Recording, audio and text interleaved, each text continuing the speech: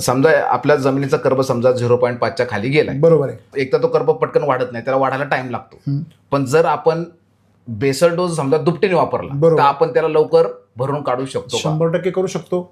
म्हणजे तुम्हाला आनंद वाटेल की केमिकलमध्ये ज्या शिफारशी केल्या जातात की शेणखत टाका किंवा हे खतं, मासळी खते भरपूर प्रमाण आहे त्याच्यामध्ये, हे खतं टाकले तर तुमचं सेंद्रिय कर्ब वाढतो. बरोबर आहे की नाही? आता मुद्दा असा आहे की त्यांच्या शिफारशीनुसार एका एकरला 100 टन, अच्छा, म्हणजे 50-60-70 ट्रॉल्या एवढं ऑर्गॅनिक मॅटर तुम्ही जर टाकला, म्हणजे शेणखत काय कोंबड खत जे काय असेल तर ते टाकल्यानंतर तुम्हाला 1% सेंद्रिय कर्ब वाढतो. आता मला सांगा, एका एकरला जर 50-60 ट्रॉल्या टाकल्या तर शेतकरी जगल का? एका वर्षाला बरं का. मग पुढच्या वर्षी नाही टाकलं का परत खाली येणार. आपल्याकडे तसं नाही, आपण सेंद्रिय कर्ब जाळतच नाही, आपण सेंद्रिय कर्ब उलट वाढवतो. आता सरला मॅडमचं उदाहरण जर घेतलं तर त्यांचा पहिल्या वर्षी सेंद्रिय कर्ब जो होता तो 0.4च्या आसपास होता. दुसऱ्या वर्षी 0.6 झाला. 0.4 होता तर उत्पन्न 0 होतं त्यांचं. 0.6 झाला तर त्यांचं उत्पन्न 18 लाख रुपये झालं. तो 1.05 झाला तर उत्पन्न त्यांचं 45 लाख रुपये झालं. म्हणजे आज त्यांचा 1.5च्या आसपास असणार आहे, आज त्यांचं उत्पन्न करोडच्या पुढे.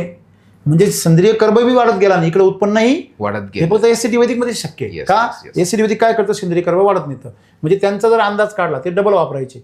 म्हणजे 0.3 ते 4चा बेनिफिट 0.2 पासून ते 0.5 पर्यंत एवढं प्रमाण सेंद्रिय कर्बाचं वाढलेलं आपण अनुभवलेलं आहे एका सीझनमध्ये, एका वर्षामध्ये. आणि हे चमत्कार आहे. म्हणजे एका याच्यामध्ये एवढा अर्धा पॉईंट पर्यंत सेंद्रिय कर्ब वाढवणं म्हणजे जोक नाही. आणि वरून तुम्ही बेसल डोस, तिकडे तुम्हाला 4-5 लाखाचं खत लागणार आहे, इकडे तुम्हाला सगळा मिळून वर्षभरात लाख रुपये खर्च नाही त्याचा, आणि वरून पीक येणार आहे तुम्हाला. त्यामुळे तुम्ही ज्याचं प्रमाण वाढवलं त्याचं तुम्ही प्रमाण, जर काही शेतकरी काय करता, शिफारशीप्रमाणे डोस टाकता, पण शिफारशीप्रमाणे डोस टाकल्यावर ते पीकच उचलून घेते. तुम्ही शिफारशीपेक्षा जर जास्त बेसल डोस टाकला तर जमिनीचा सेंद्रिय कर्ब बी वाढतो. ही सेरण कळत नाही. मग तुमच्या जमिनीचा सेंद्रिय कर्ब वाढवण्यासाठी तुम्ही जर एक्सेस डोस टाकला तर तुमचा फायदा आहे ना शेतकऱ्यांचा. म्हणजे आपण जास्त डोस टाकल्यावर आपण तो लवकर वाढवू शकतो. CN रेशोमध्ये समजा आपण नत्र वाढलं तर आपल्याला कार्बन वाढवायचं असेल, नत्र वाढवलं तर आपल्याला आपल्याकडे सॉईल आपण सोडू शकतो. आणि LSQ ट्रीटमेंट आहे खतरनाक. LSQ ट्रीटमेंट तुम्ही जेवढी वाढवाल, सॉईल द्यायची पण गरज नाही. LSQ ट्रीटमेंट जर केली तुम्ही तर जमिनीमधून काय करायचं, समजा तुम्ही जर 1800 ग्रॅम केली तर 600 ग्रॅमचं लिक्विड फवारणीसाठी वापरायचं आणि 1200 ग्रॅमचं जमिनीतून सोडून द्यायचं. जाग्यावर स्टॉप प्रॉब्लेम सगळे. ते नत्र म्हणजे नत्र स्फुरद आणि पालास तिन्ही पण बॅलन्स होणार. ओके. आणि कार्बन वाढणार.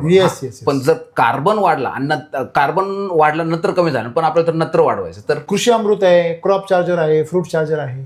अच्छा, हा. क्रॉपच्या फवारण्यामधून क्रॉप चार्जर, फ्रूट चार्जर घेतलं तर जमिनीतून सोडू शकतो. जमिनीतून पण सोडू शकतो. ओके.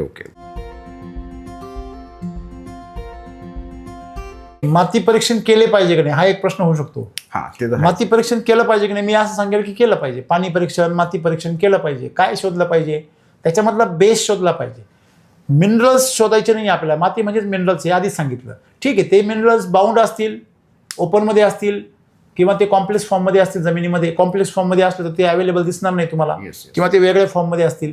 आणि तुम्ही पाणी परीक्षणामध्ये, माती परीक्षणामध्ये लिमिटेड पॅरामीटर्स चेक करता. अनलिमिटेड पॅरामीटर तुम्ही चेक होत नाही. याच्यामध्ये काय काय सगळं तपासा, ते तर कुठेच तपासतात नाही. त्याच्यामुळे तुम्ही एक सिंपल साधी गोष्ट आहे का, तुम्ही त्याच्यामध्ये काय बघा की जे तुमच्या जीवनासाठी, मातीच्या जीवनासाठी गरजेचं आहे, पिकाच्या जीवनासाठी गरजेचं कार्बन आहे. त्याच्या मातीमध्ये परीक्षणामध्ये तुम्ही हे एकच शिका की काय तुम्हाला तिथं दाखवलंय कार्बनचं प्रमाण.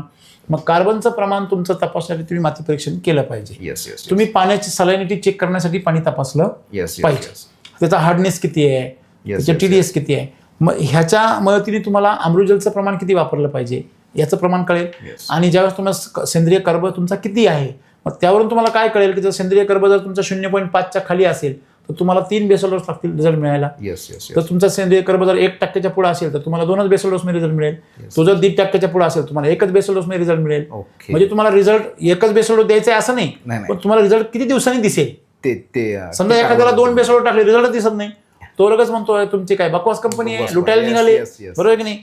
पण त्याला हे कळत नाही का सायन्स याच्या पाठीमागे. पाठीमागे सायन्स काय आहे, कारण याच्यात तुमच्या जमिनीमध्ये खड्डा जास्त झालेला आहे, त्याला खूप डिफिशियन्सी आहे, खूप प्रकारे टॉक्सिसिटी आहे. म्हणून माती परीक्षण, पाणी परीक्षण वैदिकमध्ये पण तुम्हाला गरजेचं आहे, कारण शेतकऱ्याचं क्लॅरिटी येण्यासाठी. Yes yes yes. ते आम्हाला गरजेचं नाही, आम्हाला माहिती आहे आम्हाला काय करायचं ते. बरोबर आहे ना? बरोबर. तुम्हाला शेवटी उपाय तोच होणार आहे. समस्या अनेक, उपाय एकच, प्रश्न अनेक, उत्तर एकच आहे. तुम्ही सगळे प्रश्न विचारले, उत्तर तेच नाही तुम्हाला. बरोबर आहे ना? आणि म्हणून आज तुम्ही समजा इथं किती प्रश्न घेऊन आले होते? सगळे जवळजवळ 90 प्रश्न होते. 90 प्रश्न तुम्ही घेऊन आले. किती पाणी?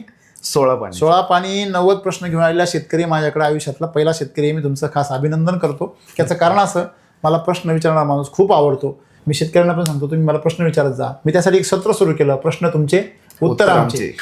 तर माझं मत याच्यामध्ये हे आहे की शेतकऱ्यांनी शंका मनात ठेवू नये, त्यांनी शंका ओपन करावी. ओपन केलं पाहिजे. त्यांनी ओपन केली तर ती क्लिअर होईल. नाही तर शंका असेल तुमच्या मनामध्ये एवढा वाढेल की ती तुम्हाला नाश करून टाकेल तुमचं. बरोबर आहे? तुमच्याकडून चुकीच्या गोष्टी करून घेईल. आणि म्हणून याच्यामध्ये आज शेतकरी काय करताय की त्यांच्या शंका घरीच ठेवताय आणि तिकडे परस्पर. आज तुम्ही किती व्हिडिओ पाहिले म्हणताय? 2021 नंतर तुम्ही आतापर्यंत हजारो व्हिडिओ पाहिले, सगळे व्हिडिओ बघितले. आणि ते व्हिडिओ पाहिल्यानंतर देखील तुमच्याकडे एवढे प्रश्न आहेत. म्हणजे जो माणूस अभ्यास करतो प्रश्न त्यालाच पडतात. जो माणूस अभ्यासच करत नाही त्याला कुठून प्रश्न पडणार आहे? आणि आज मला सांगा, तुम्ही एवढं नॉलेज बरोबर घेऊन चाललेले, तर हे ज्यावेळेस तुम्ही बरोबर घेऊन चाललेले, तर हे नॉलेज तुम्हाला कायम उपयोगाला येणार आहे. आज तुमच्या हे नॉलेज माझे पुढचे 2 ते 3 वर्ष मला तो जास्त एक्सपिरियन्स लागणार घ्यायला, तो मला लवकरात लवकर मिळाला. दुसरी गोष्ट, प्रत्येक गोष्टीचं तुम्हाला ह्या नॉलेजमुळे तुमच्या संकट दूर नाही होणार आहे, पण त्या संकटांची योग्य प्रकारे लढायचं कसं हे शस्त्र मिळालं तुम्हाला. आणि तुमचे प्रश्न तुम्ही सोडू शकता. तुम्हाला दुसऱ्यावर अवलंबून राहावं लागणार नाही. का झालं हे आणि त्याच्यावर काय करायचं हे सोल्युशन तुम्हाला मिळालं. याला म्हणतात रोग निदान आणि रोग निवारण. ही करण्याची पद्धत आहे. लोक डायरेक्ट रोग निवारण करायच्या मागे लागतात आणि म्हणून त्यांचे कायम दुसऱ्यावर अवलंबून राहतात. प्रश्न निर्माण करणं, जिज्ञासा ही वृत्ती माणसाला कायम समृद्ध करते, ज्ञानी करते, आणि ज्ञानाबरोबरच कायम लक्ष्मी येते. हे मी नेहमी शेतकऱ्यांना सांगतो. जे लोक फक्त मेहनत करून लक्ष्मी प्राप्त करायचा प्रयत्न करतात त्यांना हमाल म्हटलं जातं, मजदूर म्हटलं जातं, आणि त्यांना मजदुरीच मिळते. त्याच्यामुळे तुम्हाला जर खरोखर मालक व्हायचं असेल तर पहिलं ज्ञान मार्गाने जा.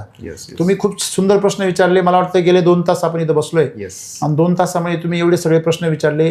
एवढे व्हिडिओ पाहून सुद्धा तुम्हाला एवढे प्रश्न पडले. शेतकऱ्यांना का पडत नाही? फक्त त्यांना प्रश्न तेव्हाच पडतो जेव्हा त्यांना रिझल्ट येत नाही. त्याच्यावर त्यांना कधीच प्रश्न पडत नाही. आणि म्हणून सर्व शेतकऱ्यांनी यातून शिकावं. आणि सस्ते पाटील, मला तर तुम्ही सस्तेने फार महाग वाटता. खूप छान वाटलं. आणि ही जी माहिती आहे खरोखर मला वाटते ह्या याच्यामधून पॉडकास्टमधून अनेक शेतकऱ्यांना उपयोग. बरंच म्हणजे सगळ्यात तरुणांचे हे शेतकऱ्यांचे प्रॉब्लेम्स आहेत, प्रश्न नाहीत. हे सगळे प्रॉब्लेम घेऊन जगतायत शेतकरी. तुम्ही काय घेऊन आले? नाही, आता हे मला प्रॉब्लेम सगळे शेतकऱ्यांचे आहेत, आणि हे याच्यातले काही प्रॉब्लेम मी स्वतः अनुभवलेले पण आहेत. हा, आणि याच्यातले काही प्रॉब्लेम मी म्हणजे आपल्या एसटी याच्यातून सॉल्व्ह पण केलेले आहेत बऱ्याच जणांचे. पण हे आता मला स्वतःला उतरायचं, तर हे मला याचं सगळं सगळं हे मला पाहिजे की तुम्हाला हे लोकांनी सांगितलं त्याचे उत्तर काय हे मला पाहिजे होते. लोकांनी सांगितलं की तुला हे करायचं हे प्रॉब्लेम येईल, हे प्रॉब्लेम. आणि ह्याच्यामुळे मी लोकांना सांगू शकतो, शेतकऱ्यांना मी सांगू शकतो का नक्की तुम्हाला आता काय करायचं बाबा. ज्यांना घ्यायचं ते विचारतील आणि ऐकतील पण, आणि ज्यांना तो नशिबाचा जिथं त्यांच्या आहे प्रगती त्यांना हे गोड वाटेल. ज्यांच्या नशिबी इथं प्रगती नाहीये त्यांना हे कडू वाटेल. म्हणजे सगळ्याच याचा अर्थ माझा की जे शेतकऱ्यांना आपलं ज्यांना पण बेसल डोस घ्यायचा आहे आपला समजा, त्यांनी सगळ्यात पहिल्यांदा त्यांचं माती परीक्षण पाणी परीक्षण केलं पाहिजे. आणि त्यात फक्त आपलं म्हणजे कार्बन आणि पाण्यामध्ये क्षार किती हे चौकशी केली पाहिजे. मगच ठरवलं पाहिजे आपल्याला किती डोस मध्ये मग तुम्ही ठरवा ना. तुम्ही काहीच करत नाही, तुम्ही डायरेक्ट एखादा बेसल डोस वापरणार. म्हणजे तुम्ही स्वतःला नाव ठेवून घ्यायचं नाही, फक्त दुसऱ्याला नाव ठेवायचं असं. आपण त्यांनी प्रगती नाही होत. ठीक आहे, तुम्ही आम्हाला नाव ठेवून बंद कराल, दुसऱ्या कुठेतरी हलक्या कंपनीचा डुप्लिकेट कंपनीचा वापरा, ते म्हणा यांच्यासारखंच आमचं स्वस्त आहे हे वापरा. परंतु एक सिंपल साधी गोष्ट आहे की बेंटेक्स विकत आणून त्याला काही सोन्याची किंमत मिळत नाही कधी. नाही, बरोबर आहे. आणि बरेच लोक बेंटेक्स विकत घेऊन श्रीमंत व्हायचा प्रयत्न करतात. त्यांना वर्ष 2 वर्षांनी कळतं की आपण आता बुडालो आहे की नाही, कारण ते काळं पडतं सगळं. बरोबर. ते घालायच्या लायकीचं नाही आणि ते विकायच्या लायकीचं नाही. म्हणून माणसाने जरी आज गोड वाटत असलं स्वस्त, तरी पण ते महंगा रोये एक बार और सस्ता रोये बार बार. त्याच्यामुळे स्वस्त जे देणाऱ्या लोकांपासून सावध राहा. बघा, जे लोक तुम्ही तुमचा रिझल्ट लोकांकडून असा ठोकून मागा, आहे की नाही, रिझल्ट तुमचा असा ठाण मांडून मागा, पण तुम्ही किमतीच्या बाबतीमध्ये घासाघीस करू नका. बरोबर आहे की नाही. जे लोक तुम्हाला रिझल्टची गॅरंटी देतात तिथे किमतीची घासाघीस करू नका. जे लोक तुम्हाला रिझल्टची गॅरंटी देत नाही तिथं तुम्ही करताय ते करा. बरोबर. त्याची ती बी तसे फसवणूक देते. बरोबर आहे की नाही. तुम्ही ते तुम्हाला फसवताय आणि तुम्ही मातीला फसवताय आणि मग पीक तुम्हाला फसवतं.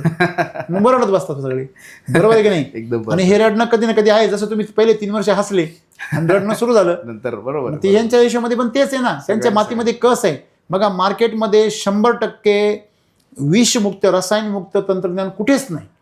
जे लोक आमच्यासारखं आहे असं म्हणतात, काही लोक म्हणतात की बाबा आमचं त्यांच्यासारखंच आहे, आमचं सॉईल, आमचं कृषी अमृत जे बऱ्याच जणांनी चालू केलंय ना. आपल्या कृषी अमृत नावाने बऱ्याच जणांनी चालू केलेले. नाही कृषी अमृत नाही, पण त्याला असं लावतात काहीतरी मागं पुढं. म्हणजे मला सांगायचं काय आहे, त्यांना माझं आव्हान आहे, त्यांनी बिगर रसायनांचं असं उत्पन्न काढून दाखवा. ते शेतकऱ्यांना मिक्स करून लोकांना फसवायचं काम करताय. म्हणजे नाव आपलं घेताय आणि रसायन वापरायला सांगताय त्याच्याबरोबर. अशा लोकांबद्दल आपण काय बोलावं, आहे की नाही?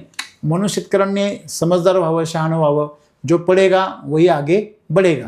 वाचाल तर वाचाल आणि शिकाल तर टिकाल. धन्यवाद. म्हणजे या सगळ्याचा सार सर एकच आहे म्हणायचा की फक्त बेसल डोस आणि वापसा, बस. बाकी काहीच नाही. बाकी काहीच नाही आपल्याकडे. 90 प्रश्नांचं एकच उत्तर आहे, बेसल डोस आणि वापसा. बस.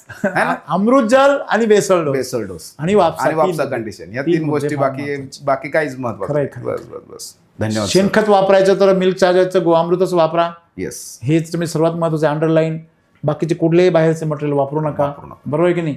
काही गरजच नाही त्याची. ते पैसे इकडे टाका. प्रोटेक्शन मधले पैसे इकडे टाका. सगळं मातीत टाका. तुमचं कल्याण. धन्यवाद.